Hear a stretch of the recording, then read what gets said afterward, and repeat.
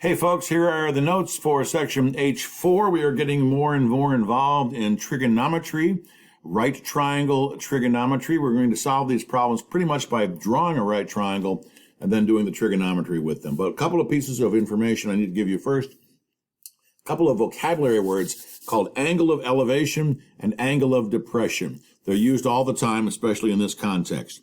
Think about the angle of elevation. If you're on the ground and you're looking up at something, like that bird, always start by looking straight out horizontally. So you start up by looking this direction, and then we're going to look up. If you look up at the bird, that's called an angle of elevation. So you're looking up at something, it's an angle of elevation. An angle of depression, which is where most of the mistakes are made, if you're the bird and you're looking down at the person, you start by looking straight out, and then as you look down, that's the angle of depression. All right, I see a lot of students, though, who call this angle. They go straight down, they draw a line here, and they call that angle the angle of depression, and that is incorrect. Always start by looking straight out, and then as you look down, that's the angle of depression. So let's take a look at examples that have something to do with that. So if I look at this first example, the question is angle 1 an angle of elevation or depression? Well, this person, this bird, is looking out across and then down at the person in the balloon. So they're going down, so that's an angle of depression. Angle 2, the person in the balloon is looking out and then up at the bird. So that's an angle of elevation. Angle 3, the person is looking straight out, but then looking down at the base of the mountain. That's an angle of depression. And then if someone was down here looking straight out and then up at the person in the balloon, that would be an angle of elevation. That's going to be important when it comes to some of these problems. Let's take a look at our first word problem.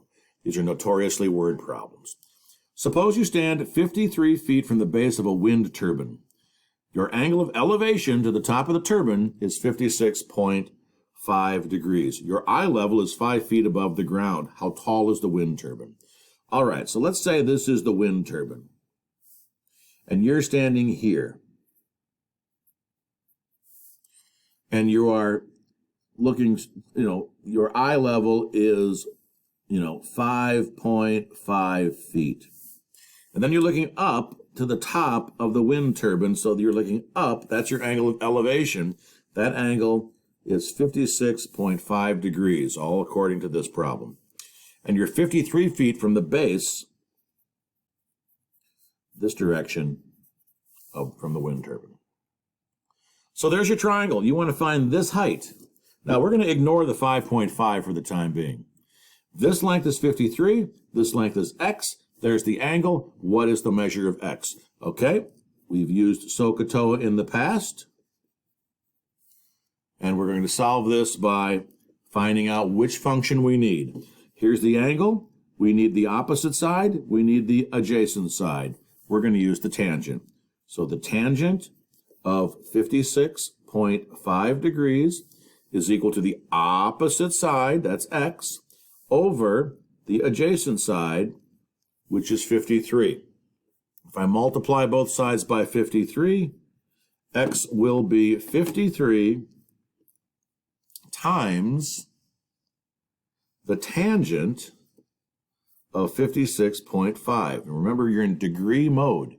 So there is the problem. We hit enter, we get 80.1.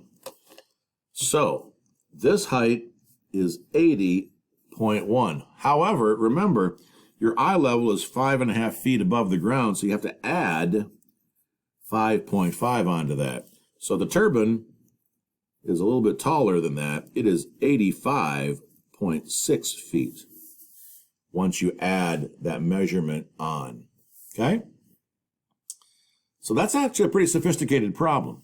Let's look at the next problem, see how you do with this one. To approach the runway of an airport, a pilot must begin a 3-degree descent starting from a height of 2,714 feet above sea level. The airport is 1,007 feet above sea level. How far from the runway is the airplane? All right, well, let's put the airplane here. let's put the airport, let's put sea level down here. Let's put the airport runway like here. So we're going to be heading toward the runway. Okay?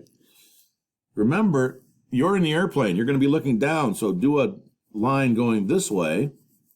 If I look down, that's 3 degrees. How high off the ground are you? Well, this is sea level. Airport's 1,007 feet above sea level, and the whole thing is 2,714 feet above sea level. So we need to subtract those numbers to get this measurement. So let's do that. 2,714 minus 1,007. That turns into 1,707.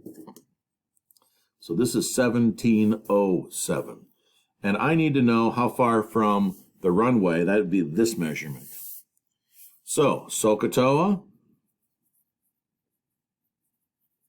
From the angle, I need the opposite side and the hypotenuse. Opposite and hypotenuse is the sine.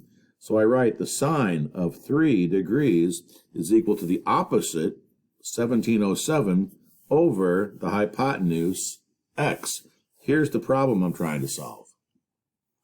So I want to cross multiply. If I cross multiply both sides by x, I get x sine of 3 equals 1,707, and then I divide by the sine of 3. So x will equal 1,707 divided by, if you can see this, the sine of 3. And that gives me a huge number, 32,616.2. And that measurement is in the same measurement as this, which is in feet. Now, I could just simply divide that by 5,280 to turn it into miles. So if I divide that by 5,280, which is how many feet are in a mile, I get 6.17, let's call it 6.18 miles. So when you are 6.18 miles from the airport, that's when you should start that descent. That's a little more sophisticated problem as well. So go back and take a look at both of these problems, and good luck with those. Those are our notes. Those are our examples.